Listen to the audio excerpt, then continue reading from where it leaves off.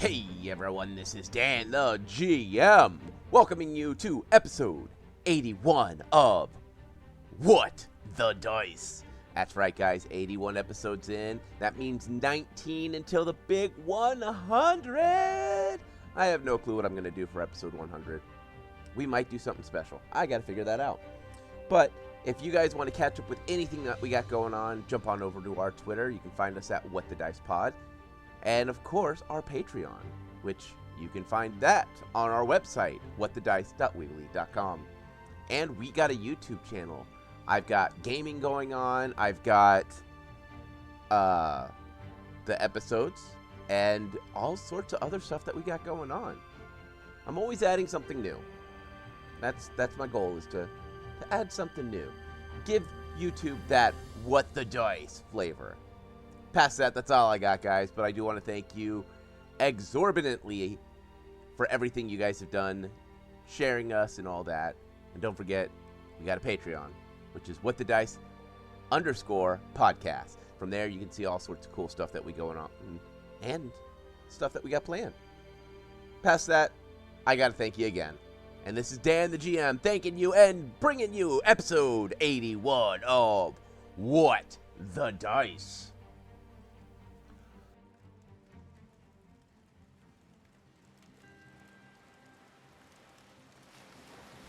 As we look out at the campsite, the old storyteller stretches his back, giving a deep, deep yawn. He slowly runs his fingers across the spine of the book. Looking at us, he smiles.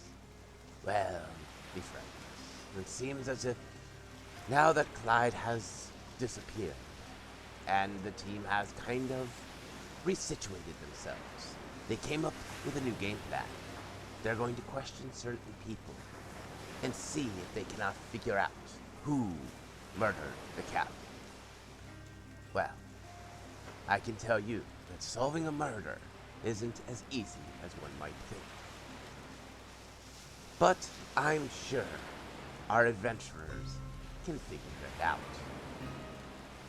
Well, me friends, sit back, relax, and hear me tale.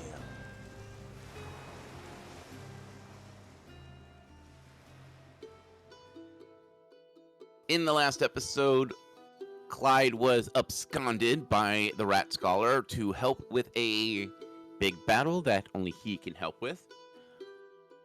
You all have decided to convene in your luxury cabin and go over the last handful of years of love letters that were written between about 15 to 18 lovers and the captain, coming to the conclusion of, or coming to the theory of, that the most current lover might have snuck on board, is your going theory, it seems. You now are all going to do the big taboo of all D&D, which is you're going to split the party again. Oh. Defibulous is going to go talk to the crew.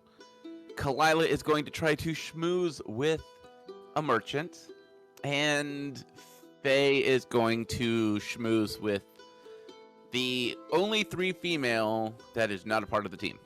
So a drow chef, which works with the team, that works on the Murdock, the elf wife, and the only other female human on board.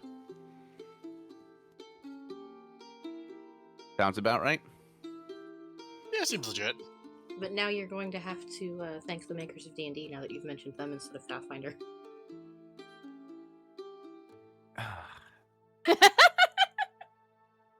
But we're not playing D&D. We're playing Pathfinder. We're not playing D&D. Yes, but you mentioned that it was a taboo thing to do in D&D to split the party. It is a taboo thing to do. Yes, but now that you've mentioned it... Every time this team splits, someone gets high on slug bites. I was with the party when that happened, thank you. Yeah, actually he was. We're missing a whole party member now. Yeah, so there. So does that mean the rest of this adventure until Clyde returns is cursed because you've permanently split the party? Don't you do that to us. Don't throw that on us. Don't, So what would you guys like to do? Who wants to start this? 1, 2, 3, not it. Not it. So, Faye. Are you kidding me? Almost choked on some sushi because of that. So, Faye, how do you want to start schmoozing with the females? Hold on, she has this I'm a raccoon that just got ran over by a bus look on her. I've been had. You should be used to this by now. Faye's not. And at this point, do we need to get some special music going for her to go smooth with the ladies? Sex noodle music? It'll be in post. Woohoo! Okay, there's like this really cool synthwave soundtrack with a bunch of saxophone in there. I would like that, please. See what I can do. The requests promises. have been made. And you'll find out when this episode is edited in 6 to 8 weeks. Okay, but when do we get to hear it? Well, I guess it depends on if you're a patron or not. You hear that, people? Wait, you're on the cast, which means you have access to the patron library. Yes. Never mind. But our patrons. They'll get to find out sooner. Okay, anyway, I think I'm going to flag down the lovely, helpful Terry again and ask him. I'm gonna ask him everything he knows about the other ladies on board, including the chef and what her name is, because I don't think that's been mentioned. Okay. As you walk up the stairs, guess what? Terry is standing at the top of the stairs, watching everything around him. As you approach, he gives you a slight bow and steps back a little bit to give you space to get through. Hey, Terry. Can I ask you about the other females on board? We're forming a little bit of a hypothesis here, and I just need a little bit of information. Also, what's the chef's name? She's quite talented. The chef is Talzar. She is a drow chef that joined the crew, just after I joined. She was the port we went to after that. She is a skilled chef and comes from a family of chefs. And her town did not have any more availability. She is the youngest of 13 children and basically had the choice of either trying to go out and start her own restaurant and compete against her family, or go off into the world and try to find her own place as a chef. You know, if I were 13th in line, I think I'd leave too. Yes, she is very talented. I actually had a moment to eat at her family's establishment, and the food is good, but she seems to add a little pizzazz to it. You can taste the passion, huh? Which Yes. which port did you say she came from? He mentions a small seaport that is in the Elven the Elven side of the continent, and it is well known for its fish and pastries. I think I shall have to look up her family's restaurant next time I'm there. You nuts. As for the other two, the Elven woman is Balana. She is the wife of Valen. She is his first wife, comes from a noble family, and has a sister and I believe a brother. She is the eldest and is very particular about how she wants things done. She is definitely from noble blood. We had to acquire special linens for her to sleep on because the ones we had were not good enough for her skin. As for the female woman, her name is Katana, and as far as I know, she is from a family of middle-of-the-road merchants from a middle-of-the-road town.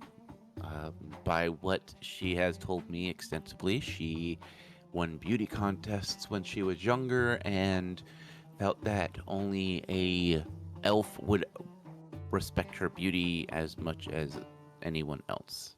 Apparently, she has a thing for elven males. I know what that's like, having a type. Yep. Okay, let me check figure out who I want to go talk to first. All right.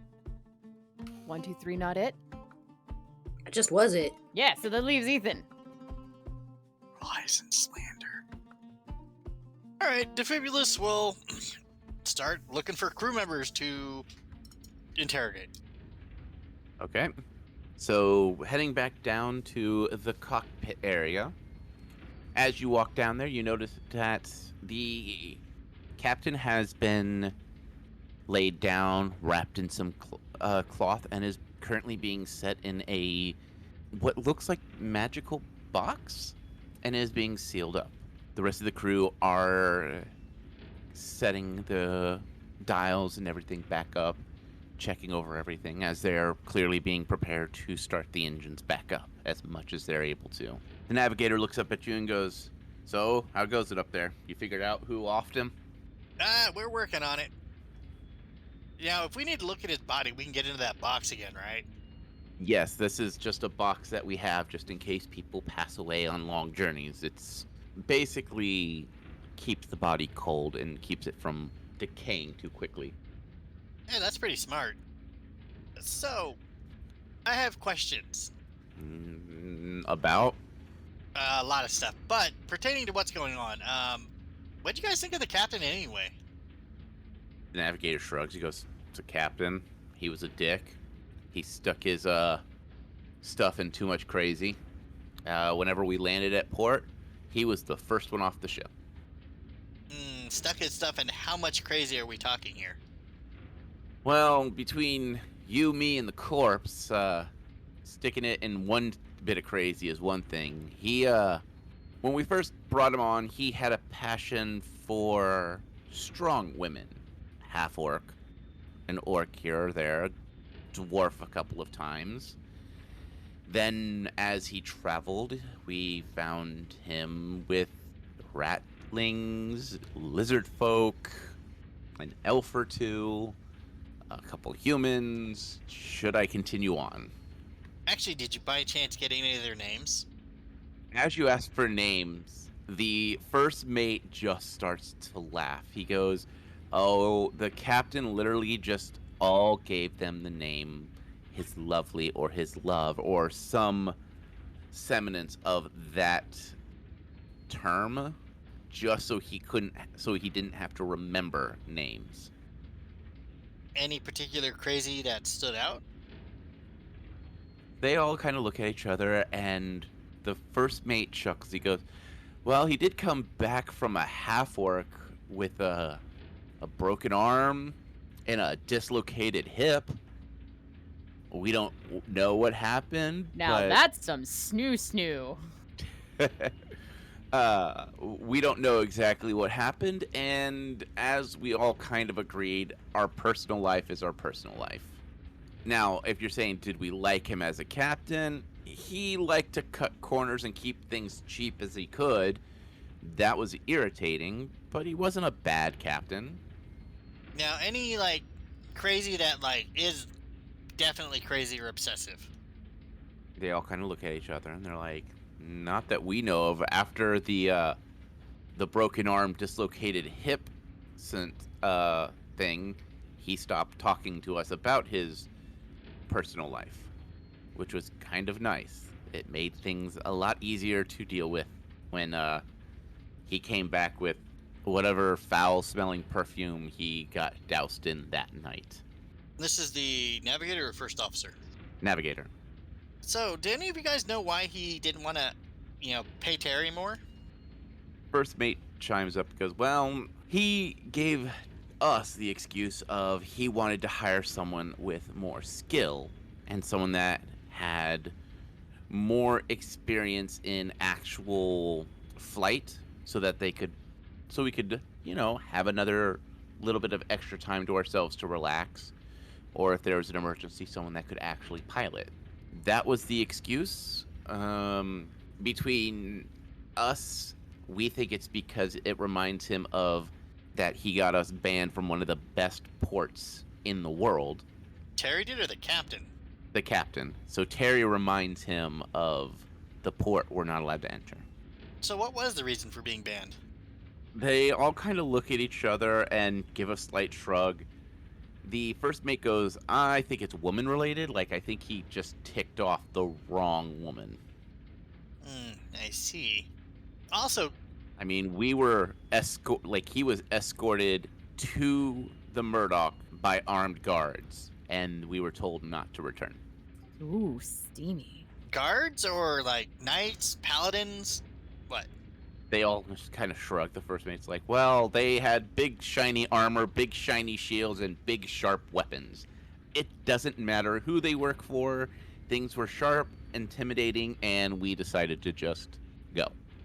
I see. Also, do the automatons keep records of everyone who travel around them in the ship? What do you mean? You know, like, can they be checked to see, like, if someone walked by them 4 hours ago? Not really. Most of their programming is drink orders, not facial recognition, but recognition of, like, who is part of the crew, and that way they know to ask and how to talk to guests. Past that, they really don't record anything. Does one go by the captain's the bridge periodically? They are on tracks up on the casino deck. They never leave that area. All right. Can you guys let engineering know I'll be coming down there to talk to them? The engineer pops his head out and he's like, what? Oh, hi. I've got an engine to fix. What do you want? I have questions. He kind of gives you a head nod. Come on. If we're going to talk, I need to work. These engines have been cold too long. We got to get them started up the hard way. Ooh, never a good thing. Yeah. And Defibrius will follow the head engineer. As you walk in, you can tell that the engines have gone cold. The steam that was once in there when you were first in there is no longer in the air. The engines aren't moving or making any type of sound. You see him walk over to a panel, pull out a spanner wrench, and begin to twist bolts. So, what do you want? What are your thoughts, you and your guys' thoughts on the captain? He was a poon hound and a cheap captain, but he knew the skies and he knew how to fly. I heard a lot of talk that he stuck it in some crazy one too many times. Any crazy stick out to you? He goes, yes. There was this one woman. We were at the Holy City. Met her, what was it, 5 years ago? We had just established ourselves as a luxury liner, and we had just installed some of the new gambling stuff.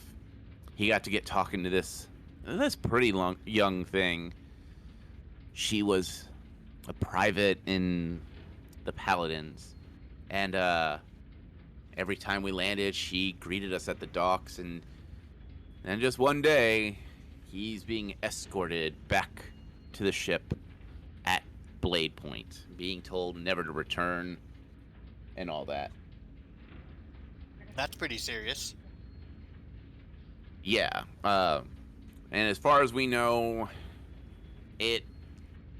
we don't know what happened exactly. We just know that we got a formal letter from the Paladin Order saying that if we ever docked there, not only would we be held liable for invasion of, or like some weird term of basically saying that we're not allowed to be there. Trespassing, that's the term. And that the captain would be arrested on site for something. We don't know. We didn't get details. But we just know that the Murdock is never allowed to go near there. There have been a couple of times the captain has flown by too close, and they have launched arrows up at us. Wow, he really pissed someone off. Yeah. Did this paladin have a name by chance? He gives a shrug. He's like, I don't know. She ended up being some high ranker when we got kicked out. I see. And so what type of corners was the captain cutting on stuff? He goes, well, instead of buying steel, he would buy cheaper metals.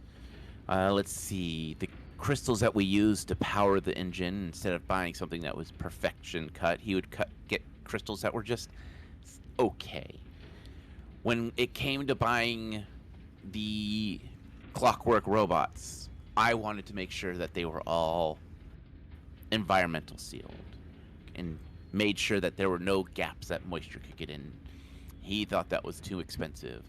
He wanted it to where they had to have a controller type in the drink order, so you had to kind of know what was in your drink to order it. And the ones that control the tables, we wanted to make sure that they had the ability to tell if someone was cheating.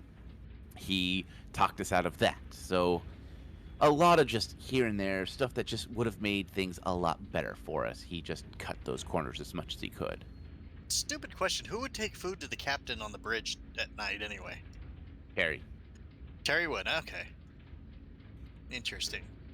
If Terry was busy, it would be the chef, but Terry has always been a good guy and has always made himself available to whoever needs him. Gotcha. Do you need some help starting that up real quick? He goes, "No, we're gonna just fix this where I can. I'll make sure none of the parts got damaged when he cold killed the engines." Yeah, being dead doesn't help shutting off engines very well. Yeah, well, if he wouldn't have been chasing crazy, we probably wouldn't have this issue. Very true. Well, if you need help, I do know stuff about engineering. He nods. And with that, Defibrius will head back to the room to report what he's heard. So, Faye or Kalila, who wants next? I guess it's technically my turn, considering I threw everybody else under the bus. Your turn. Lay down. All right. Paint me yellow.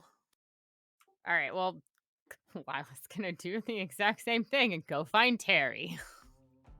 Terry's at the top of the stairs. I'm aware. As you approach, he gives you a slight bow and nods. She goes, I want information. What can you tell me about the dwarf merchant? And I'm also curious what the status is of the current bid. Has people already put in bids and we were waiting for another one? He goes, well, the merchant's name is Korganok. He is a mithril miner by profession. Let's see. There hasn't been any updated bids that I know of, but they normally only submit bids at dock. Just so that there is everyone's off the ship, we can do our cleaning. They have a chance to walk all the decks, make sure view it and tour it. What has anybody put in? Do we know what the bids are? He goes, I do know that there were bids posted, but that was 2 docks ago was the last time I've heard anything. Usually I would overhear the captain and the first mate talking about the bids, but seeing that the captain is indisposed, I haven't heard anything since. But the first mate would have an idea. Correct. Okay. We do know that in the last dock that we were at, the captain came back on board and seemed to not be able to speak very well. We were concerned about his health. We had a doctor check him out, and apparently he had drinking something that pretty much silenced him, which made that dock stop pleasant. So at the last dock, he drank something that caused him to either be ill or lose his voice. Correct. The dock before we picked you and your compatriots up. Oh. That was... okay. So, what else can you tell me about Korganok? Other than he's a mithril miner. Why would a mithril miner be wanting to bid on this? Motioning to the Murdock. All of it. He smiles and he goes, well, by what I've heard, at least by talking to him, is he wants to gut the Murdock casino floor, update it, and then make sure everything is of high quality and use this more as a traveling office for himself as well as a luxury liner to offer up to people who are potentially buying large sums of his mithril. So a fancy business thing? Yes. She nods. So he doesn't want to continue to, leave it as a casino. It would be a casino, but it would be more of if he has need of it, it would be his prerogative to have the Murdock first. Then past that, it would be used to be a casino as it is now, just more updated. Well, this is the fanciest thing that I've ever seen, so that's hard for me to imagine, but all right. And it's by what I've heard, he says he wants to cover it in mithril and make it look like it is the gleaming jewel of the sky. Okay, well, mithril would look nicer than...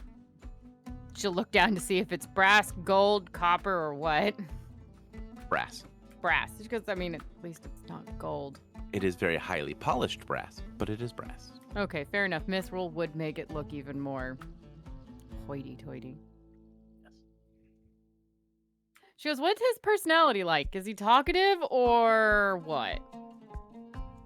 From what I can tell, he can be talkative at late night, but usually around dinner time, he sits at the buffet and enjoys himself thoroughly. And he's here by himself? Yes. Apparently, he had the choice of either purchasing the mine or getting married, and he chose to purchase the mine. All right. Where's the first mate at? I want to ask him a question before I go and try and talk to this guy. He is in the cockpit below. I'm going there then. Okay. As you walk into the cockpit, Defibulus passes you. Oh, hey, Defibulus. Hi, bye. No, where are you going? Come on. What? Just one question, and then we can go meet Faye. All right. Just go find the first mate. First mate is at the helm, fiddling with knobs and clearly trying to get the engine started as well. Twist those knobs. Twist those knobs. Pull those levers, pull those levers. Yes, thank you for completing it. But no, she'll come in and go, can I ask you a question? First mate looks up, he goes, yes, you can. There's your question. Bids. Thank you. About the bids. Yes. Were there any bids already? And who has bidded on the Murdock? Because you have the merchant dwarf Kargan something who wants to buy it. Correct? And then there's another person. Who's the other person? Valrin, the elf, and then we have Kolgrok, the dwarf, and then we had another bid from a rat folk king that I did not see the name because apparently the captain didn't like it and threw it away the minute it arrived. By what I heard, it was somewhere in the area of like 100 platinum. Oh, okay. Well, from what I heard, Terry said this is worth 500 platinum. Yes, but would you purchase something at its going rate when you could purchase it from cheaper? Oh, yeah, I'm not. That's fine. But who has bids other than that rat guy in this? So, Volan and Koganot both have bids pending. They said that they would be handing them in when we get to the lizard folk. So they have them, because they said you can only bid at docks. So what, they Correct. like have the papers ready to bid when they land? Yes, they chose to fly so that they could experience everything firsthand to know what they're purchasing. Ah, and then they fill out the paperwork for if they want to bid. Okay, yeah, that makes sense. And then we have a couple other elf people that are putting bids in that are very low ball. And then we had a lizard folk that claims he is the descendant of dragons is putting in a bid for, I think what I saw was 350 platinum. But we can't confirm that he has that amount of money on hand. All right. I'm more concerned about the people who are on the ship, not off the ship, if you kind of understand why. Kind of, yeah, where the captain died. Yeah, no, I understand. You just asked how much the bids are. That's what I've got. Because, all right, that was my... Now, I have signed a preliminary with both saying that if their bid is accepted, that I will sell my part. Right, there's that shares part, which you and the crew all have a share, right? Right. Myself, the captain, the navigator, and the first mate. I am the first mate. The navigator, The engineer. the engineer, thank you, all have bids, and I have signed saying that no matter who wins the bid, I will sell my part. What about the others? Can we know of what they're doing? The engineer is refusing to give up on this ship. He says he will stay on this ship no matter who owns it. So 2 votes of we don't care who it gets sold to. Oh no, the engineer is saying that the only way for him to sell his shares if he is guaranteed his job. Yes, but he doesn't care who has it, Right. is what I'm saying. So as long as he has a job, he doesn't care. Right. Okay. And then the navigator hasn't signed anything that I'm aware of. The captain said he had spoken to one of them about selling his share, but he refused to say who and all that. One of the crews, or did he talk to one of the merchants? Talked to one of the merchants. So he has already supposedly chosen who to sell to, but we don't know because he never actually showed us his contract saying that he has signed his share away. And we actually didn't find that in his office, did we? Are you asking him, or are you asking GM, or are you asking Defibulus? Defibulus. She's like, wait, we found a bunch of papers. Wasn't there a contract or something? You know, I don't believe I saw any contracts. Faye might have seen some. All right, let's go back up to Faye. If I got more questions, I'll come back down.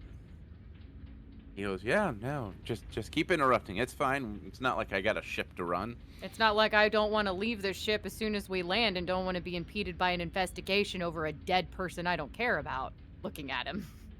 She's got a valid point. He gives a shrug going, all right, fair. Thank you.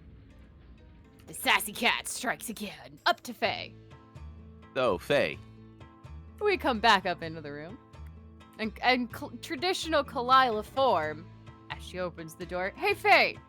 Didn't we find a contract in the office? I believe we found a bill of sale of some sort, but it was a little bit illegible. Can we try and read it again? Yeah, let me pull out some tricks or something. Because if that's the potential contract that the captain signed to one of the maybe merchants that he supposedly talked to and told nobody about, that might give us a really good clue. What did you find out, Defibulus? The captain stuck it in crazy way too often, and he was hitting on some paladin that was a private, and that ended up being some pretty high-ranking paladin, and the Holy City will shoot this thing down if they come near it. Hey, that's what we meant to ask Terry. I'm gonna go ask him that really quick. Bye. Kalila runs back upstairs to find Terry. Hopefully at the top of the stairs still. guess where he's at? Top of the stairs. Meanwhile, Yes. Faye is shuffling papers. She goes, hey, Terry. Yes, ma'am. Making sure nobody's in earshot. Who was the paladin that the wonderful captain pissed off and got you guys banned from the Holy City from? I'm assuming you know that. He thinks for a moment. He goes, I know that he may have had a child with a paladin officer. And when it came to something, I believe it was like what the child will go study or something like that, or by what the captain would told me. There was an argument, and he was told that if he ever stepped foot, he would be murdered or killed or have his throat slit, his tongue pulled out, and gagged with it. Yeah. We know that life, blah, blah, blah. You guys flew too close to the city. They launched arrows at you. He is banned beyond banned from what I've ever heard of. Who was it? I don't remember her name. I do know that she was a prolific fighter and was posed to become one of the higher ranking paladins until things happened with the captain. And then she was no longer viewed as someone that could be joined in the field. Now, between you and me, I don't believe that the captain believed that she had a child because she always wore plate mail. So I believe that the question of the child was brought up in argument, and that is what stemmed the banning. Hmm. She goes, okay, thanks. She'll head back down. Welcome back. That didn't find up anything. What did you hear? That there would have been a maybe baby involved, but there was some questions about said maybe baby. And that's what caused the fight to get him to be banned. So whoever it is has some rank in the Paladin Order and is a strong fighter. That's all we know. The only person that fits that is that one liaison gal that we met once that Clyde had to go talk to. She wear plate mail? Yeah.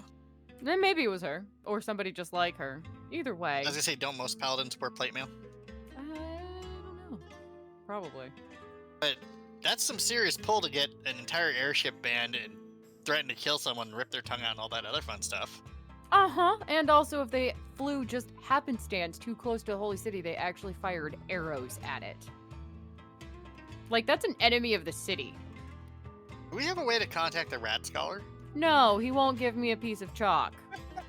Can we call him? I thought he gave us like a stone to call him. Nope. No, he didn't. Rude. Right? That's what I've been saying the whole time. Even just a little one. Let me just draw a window, stick it through kind of thing. I don't know. I don't even have a carrier pigeon either. Not that I ever had one to begin with, but you know. Should we get one at the next town? No, because I don't know anything about caring about birds. I'm good at hunting them. I can shoot one, but I don't know anything about caring for it. How about you, Faye? I never had pets as a child. Really? I did not. Pets are fun. I'm sure they are. I just didn't have any as a kid. Unless one's a rust monster and then someone gives it to you as a pet and it eats your parents' projects. That sounds lightly traumatizing. I thought it was funny. My folks did not. I just have Hugin. She pets her spider. So what'd you find out in the papers? Hugin is a good boy. I do remember that we came across a bill of sale of some sort and couldn't make it out. Okay. So if you roll appraise, since you have it, you can try to do stuff to make it legible. I help. All right. Can I help? Sure, you can all help. I rolled a 15. Okay. I have rolled a dirty 20. Are we adding any bonuses or just aiding? Appraise, but you're gonna, if you succeed, you'd add a point to her. I rolled a 19 total. All right. So, what'd you roll, Faye? Dirty 20. So you got a 22.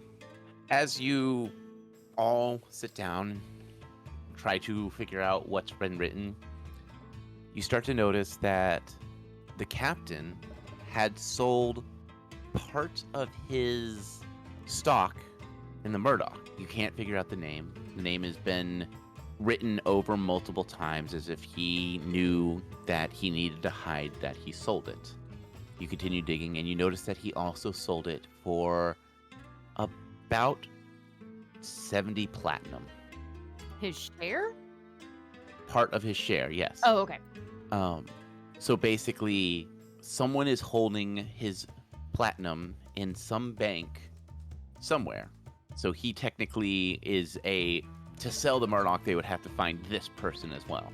And no one knows about it. Correct. Does it have a smell? It smells like the captain's room smelled. Of course, Faye also carried this thing around with a bunch of perfumed letters, so it might also be a mix of perfumed letters. It's doomed now for the sniff test. Got it. It's all muddled up. Okay. I did find my notes. I typed them up. I didn't have them handwritten anymore. My notes indicate that we found a bill of sale of some sort for quite a large amount. There were some gaps in the writing where the ink was used lighter, but I can guess at the sum near to 100,000 or so.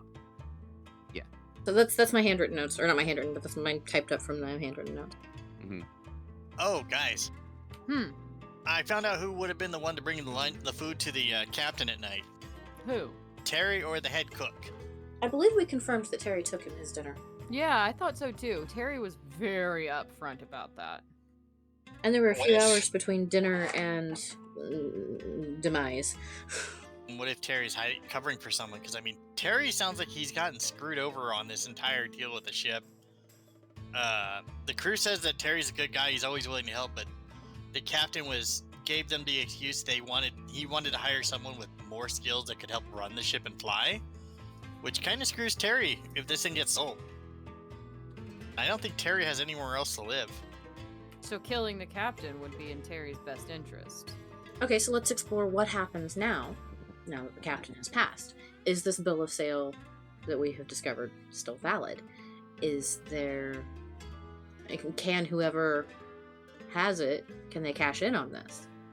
That would be a question for the first mate. It sounds like he probably knows those answers better than us, the legalities of it. I was gonna say, I think legality-wise, I think it's still valid because the sale occurred, whether the rest of the crew knew or not. Yeah, and 2 of them out of the total of 4, so 2 out of the 3 were like, we don't care as long as we have our job. So we need to talk to, what was it, the engineer? Navigator's the last you ever Navigator. The navigator. To see what, which way he was leaning. Did you make any connections with him, Defibulus? Maybe you could go back down and ask? I mean, he's talked to me. He's said the captain's a pretty cheap guy. He stuck it in crazy too often. That seems to be the consensus, is he was cheap, good at his job, and stuck it in crazy. If not good in bed, at least actively in bed. He did actually get his arm broken and a dislocated hip after a night with a orcish woman. Delilah's just gonna make a face. He's also been with lizard folk, rat folk, dwarf. You know, if it's got legs and lady parts, he's probably been with it. Oh, Captain. And I mean, probably, you never know, could have been a couple animals in there too by the sounds of it. And he pissed off a lady so bad enough to where she might have had a child with him and got into a fight about it and was severely banned. Not just banned, severely banned from the Holy City. I'm still I know Terry, I thought, had family in the Holy City.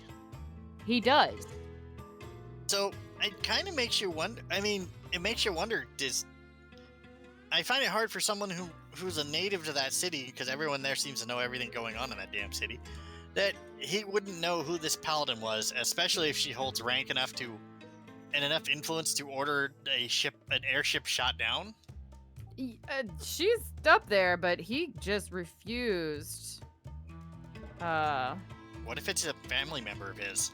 He could be covering. That's possible, and he could be really good at it. He did also state it was a human female. He did state it was a human female. Is Terry human? No, he is Elven. Oh, I missed that part. Oh, okay. So unless there's like some like mixed racial households going on, elf human, they are at least different races. Oh, also the automatons are stuck on tracks upstairs at the gambling room. They can't come down, and the captain opted not to have them upgraded to keep an eye on stuff and catch cheaters and other stuff. I still have to go and talk to the dwarf merchant. I haven't made my way up there. I was talking to Terry and had the question that I wanted to ask the first mate. But Karaganok, is a mithril miner who pretty much wants to buy this place to upgrade it into mithril and use it as like his traveling office / casino party time, I guess. I don't understand it, but that's what I was told. Hey, Dan. Yes.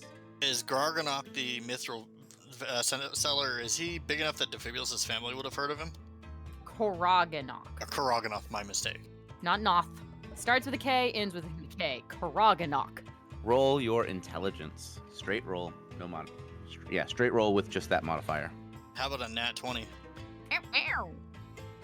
You know exactly who this man is. You also know that your parents have made the joke of he could buy and sell kingdoms 3 times over and still have pocket change for a very fancy dinner. Bitch be rich.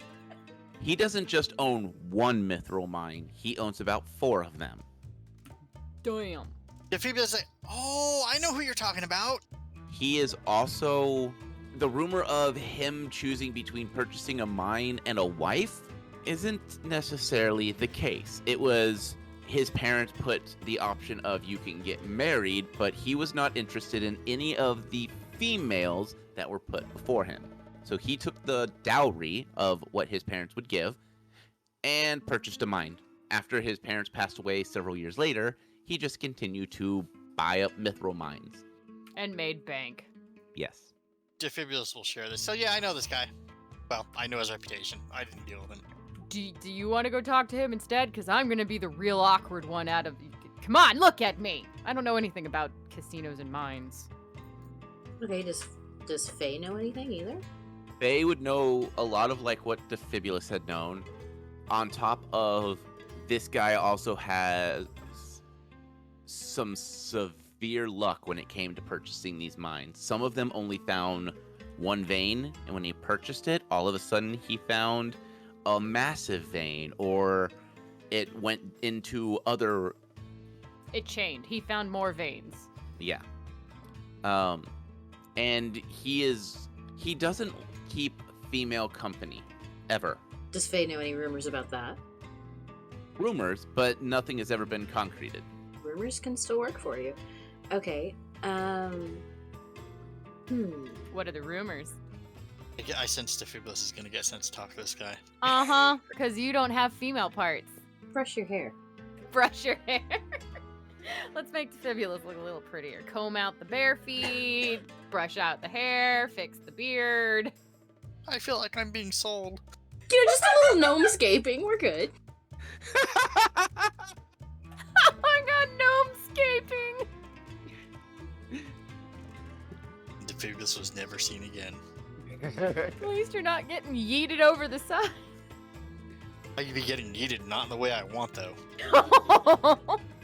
Look, you still retain the power of no, okay? Just go talk to him. Then we'll try. It sounds like he probably doesn't like females. That's right, just throw the gnome under the bus. I can paint you yellow while we're at it. Call you a speed bump. Oh no, I'm fine with just the color I am, thank you. Like, go on, go talk to him. I'd like to put it on the record that I am protesting this. Do you want me to try first and you to go last? I mean, how do you want this? Okay, look, you don't have to buy him a drink, okay? That sends the wrong signal, but you do need to go talk with him. I don't know. Maybe that'll help him. Maybe buying him a drink is the right tactic. I don't know, play that part by ear, but go talk with him. Can I have a safety word while I'm at it? Cucumbers. I don't know. Would you like us nearby for backup? I can send Hugin with you. He can tangle him up if it gets too dicey. He might enjoy that. He might, which will just win our favor. I am still objecting to this, but I will go talk to the dwarf. Thank you. I'll help you steal 2 robots for it. I'm holding you to that. All right, I'll help you steal 2 robots. Now go talk. Just be your usual charming self, okay? And please, explosions to a minimum. I get to blow stuff up? Sure, go. If you think it would be impressive. Oh, every explosion I cause is impressive. You know, he's not wrong about that. There is plenty of alcohol up there. I could use an automaton. As he's going out the door, just muttering to himself. Crosswire an automaton, pour some alcohol in the battery, light it on fire. Hey, Mr. Terry. Yeah. Yes, sir. The GM's laughing too hard. Do your automatons explode? They are programmed not to, as well as they have multiple safety systems in place so that their oils do not leak. They should not explode. What about hypothetically if like something got mixed in with the battery power area and then lit on fire? Well, they are directly tapped into the Murdock's engine systems, so if they explode, the Murdock would explode. Bad system. Here's a question: how are they running if the engines are off? They're running on the backup systems. That's why the engines are taking so long to power back on, is because the automatons and the music are using multiple power. There should have been some redundancy in your power supplies. I am not the engineer, as well as by what I've heard, the captain voted that to not be a thing. That was probably because of money. Well, your captain kind of sounds like, yeah. Not nice to speak about the dead, but your captain was a dumbass. No one has passed away here. He is just indisposed. Disposed, right. You're in a public hallway. Oh yeah, that's true. Anyway, Defibulus like, alright, well, that was my question about exploding robots. Harry gives you an odd look and lets you pass by. Defibulus will go look for the dwarf. He is sitting at the buffet, chomping away at what looks like a leg of mutton. Does Does Defibulus know what type of drink this guy does like? No. One thing you do notice is his beard is combed and laced with what looks like strands of mithril and mithril beads. His hair is slicked back and tied back with a mithril cord. His clothing is a brilliant red, and his shirt is a dark black. His boots are finely polished with the tip of mithril that looks like it has been carved intricately. He seems very quiet and is just seeming to enjoy his meal. As both Faye and I are over here fanning ourselves like Lady do. Mm-hmm. Seeing if the gnome gets carried off is what you're waiting for. Hey, we were helping you with the Gnomescaping. We love you. Defibulus will sit down at the buffet next to him. He gives you a nod as he continues to eat. Defibulus will get a plate and get a few things. And what was this? His name was what again? Korganok. Korganok. Korganok, right? Yes, and you are? Sure, Defibulus Short Round. Work around. Ah, such an interesting name. It means something, does it not? Depending on how far back in the heritage you go, yeah. He nods. He goes, well, how may I help you? Well, I remembered you used to have some business with my folks, and now that I'm running the show, well, it's good to get to know people who did business with my parents. I don't remember doing business with anyone named Short Round. Oh, sorry, Short Bolt. I go by Short Round when I'm traveling. Ah, Short Bolt. Yes, I've gone incognito a few times when I've traveled. Yes, your brother decided to try to outbid me on one of my mines, and he quickly regretted that as I cut purchasing power for ammo. I don't like the idea of my mithril being used to, how did he put it? Gut his enemies with a single shot. He was very coarse. That's actually being pretty polite about my brother. But you don't have to worry about that, because he's no longer running the show anymore. Ah, did his wife take over? She was a peach. She did not seem to strike me as very business savvy, which is why I wanted her to take over. I would have been able to take everything from that family and they would have never known. No, thankfully, she's not in charge. I am. Ah, well. Let's just forget about me taking everything that you own then, shall we? Oh, I appreciate that. I mean, the brother tried that and he ended up exploding. It seems as if your family has a lot of explosions around them.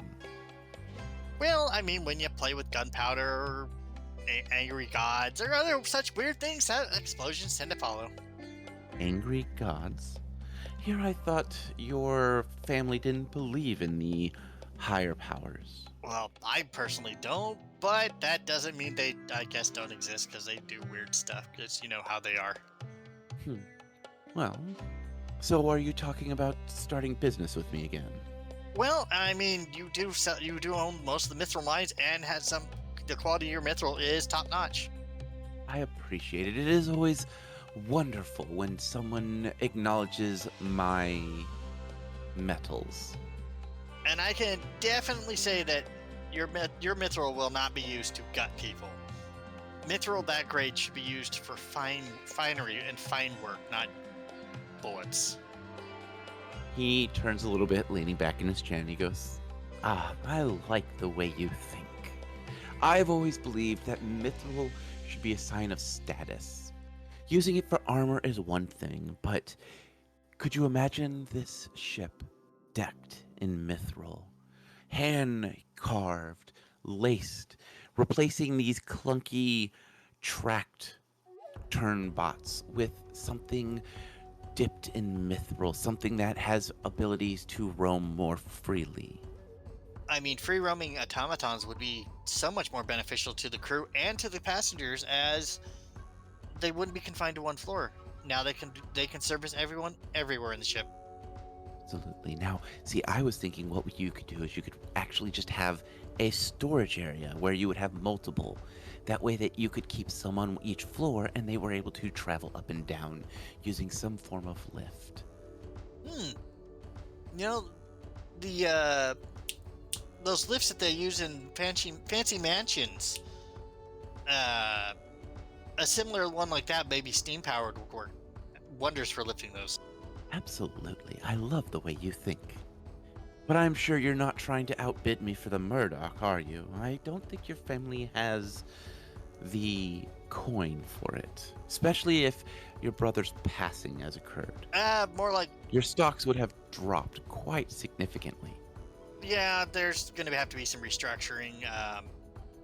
I don't believe in shoddy workmanship or product, and my brother was pushing both. So, besides, he goes, if I was to continue that line of work, your mithril would have no place in my business, which would make me very sad. Yes, it would be a shame for us not to work together. So, if you're going to be decking out the Murdock, I'm guessing you're going to be buying it then.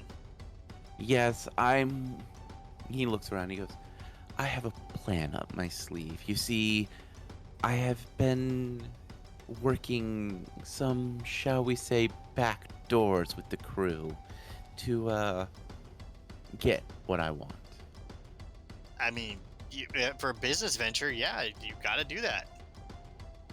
He nods and he goes, so, unfortunately I can't let you in on my little secrets, but I do know that a ship of this quality would need protection. Maybe your family and I can speak. Oh, I'm pretty sure we could definitely work out an arrangement. He gives you a smile and goes, well, I do need to adjourn to my room. If you need anything, he slides you his room number and slowly walks away. Oh my. I'm gonna go the more blatant route. Ow! After he's gone, she's just like, ugh. Perception check. A 32. With 32, you notice that Talsar has been literally watching this whole thing go down. She just raises an eyebrow and goes right back to work. Hey, I got a question for you. Mm-hmm. He's like, who took the captain his meal last night? He goes, she just kind of shrugs. She goes, usually Terry does it. Would there be a record who took it? Sure, let me just stop what I'm doing. Let me just check the clipboard. She puts the knife down kind of roughly, walks Sassy. over, picking up a clipboard. She goes, according to this, Terry signed out for his meal. He ordered mutton, a light beer, and what looks like some kind of sandwich. Not something I normally keep on the menu, so I'm not sure where he went. I guess one of the automatons made it. Alright, thanks. I'll go bug the automaton. Good luck with that. Amphibious will go interrogate the automatons while the others do stuff.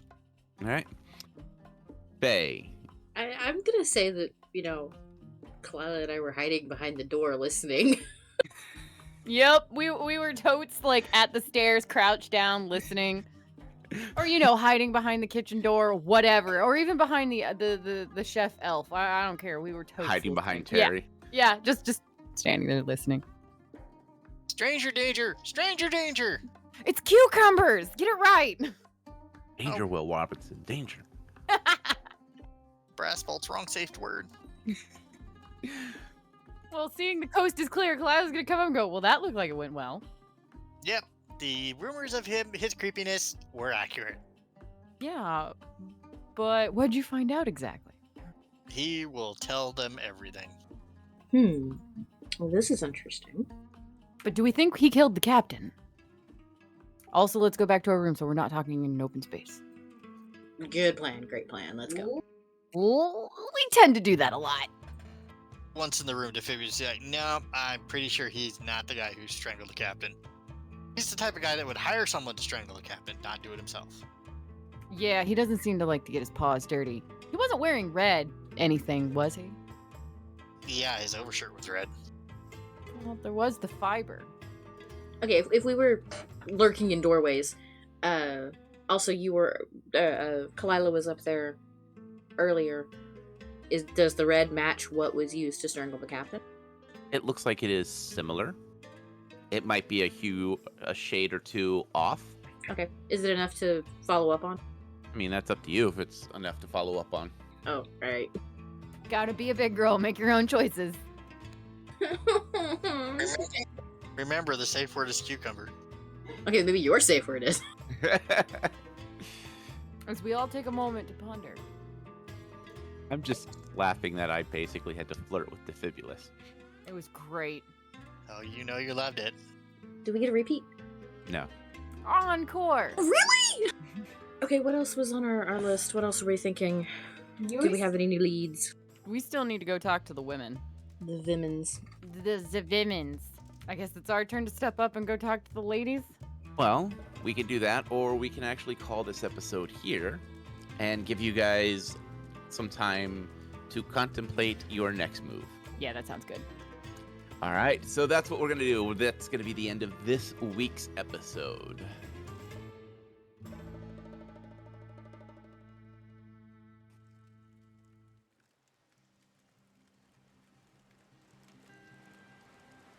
Well, well, it seems as if the adventurers have found some clues. A captain who has a lust for love. A maybe baby. And a red thread attached to a very charming dwarf who seems to have a fascination for Mr. Defibulous. Will he need to lay on more charms? Well, only time will tell me, friends. But, unfortunately, that is all the time we have for this night. And as always, my friends, may the dice gods bless your every roll.